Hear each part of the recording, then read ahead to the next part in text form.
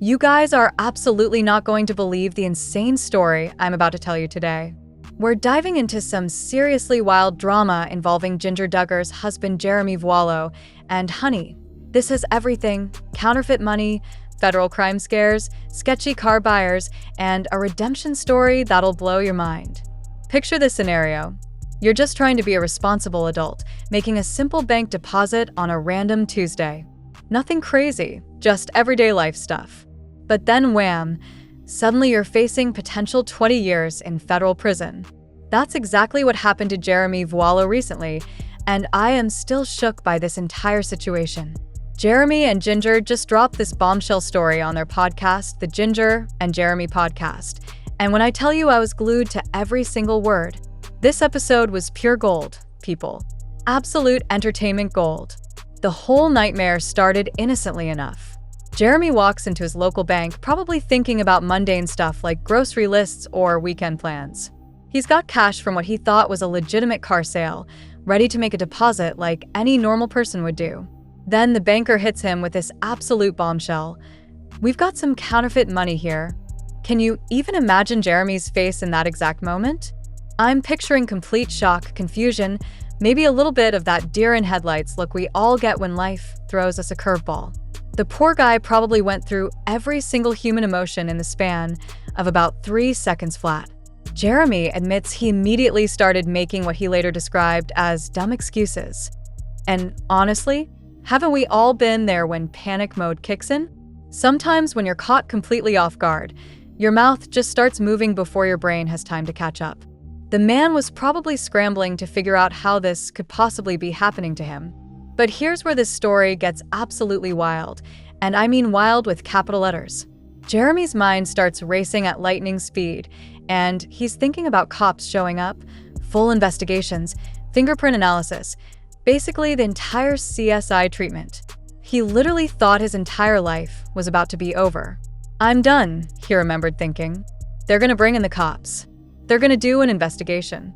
They're gonna run fingerprints or whatever." And can we talk about Jinger for just a hot second? Because apparently, while her husband is having this complete meltdown at the bank, she's at home frantically researching potential jail sentences on ChatGPT. Like, who even thinks to do that? Only Jinger would have the presence of mind to consult artificial intelligence about federal counterfeiting penalties while her husband is potentially getting arrested. The woman looked up worst-case scenarios and discovered Jeremy could be facing 20 years in federal prison. 20 years for unknowingly trying to deposit fake money. I mean, the justice system really doesn't mess around when it comes to counterfeiting charges, does it? That's not a slap on the wrist kind of punishment. That's life-altering, family-destroying, career-ending consequences. But here comes the plot twist that had me absolutely dying. And please tell me in the comments if you saw this coming, because I certainly didn't. When the bank teller actually let Jeremy feel the money, he immediately realized it was just regular printer paper. Not sophisticated counterfeit bills, not high-quality fakes, just straight-up office supplies trying to masquerade as legitimate currency. The audacity is honestly impressive in the absolute worst way possible. Like, what kind of person thinks they can fool a bank with paper you can buy at any office store? Did this scammer really believe they could pass off printer paper as real money, or were they just hoping to get out of there before anyone noticed? Even though the bills were obviously fake, Jeremy still had to remain at the bank while they filed their mandatory incident report.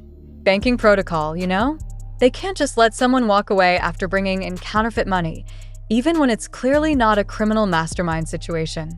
Meanwhile, Ginger's just relieved her husband isn't getting hauled away in handcuffs, and she's already teasing him about his previous jail experience. So, where did this fake money even originate? Jeremy had been helping out a friend by handling a car sale on their property. Already sounds like the setup for some kind of sitcom disaster episode, right? His friend had this car they wanted to sell, and Jeremy, being the helpful guy he apparently is, agreed to facilitate the entire transaction. Then this buyer shows up, and Jeremy describes him as completely wild. Not just unusual or eccentric or quirky, but straight up wild. The friend selling the car even warned Jeremy beforehand, basically saying, "This guy's absolutely crazy, but he's here to buy the car, so let's just get this over with and move on."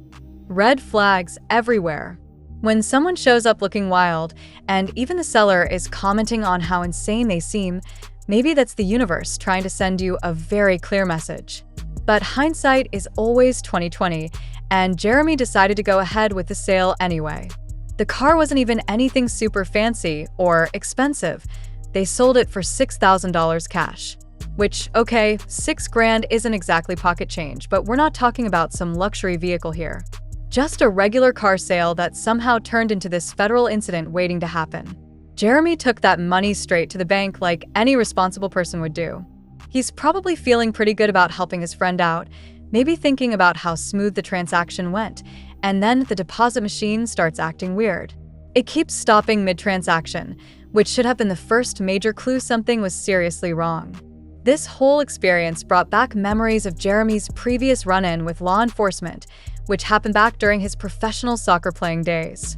Jeremy used to live that athlete lifestyle, and apparently things went pretty sideways after he stopped playing competitively. He talks about how most athletes struggle when their careers end. They're aching to play for the rest of their lives, dealing with that major identity crisis that comes when your entire world revolves around a sport, and then suddenly it's completely over. But for Jeremy, the transition was different. He describes it as God redirecting his passion from soccer directly into ministry, which is honestly a beautiful way to look at such a major life change. Instead of spending years mourning his athletic career, he found an entirely new purpose.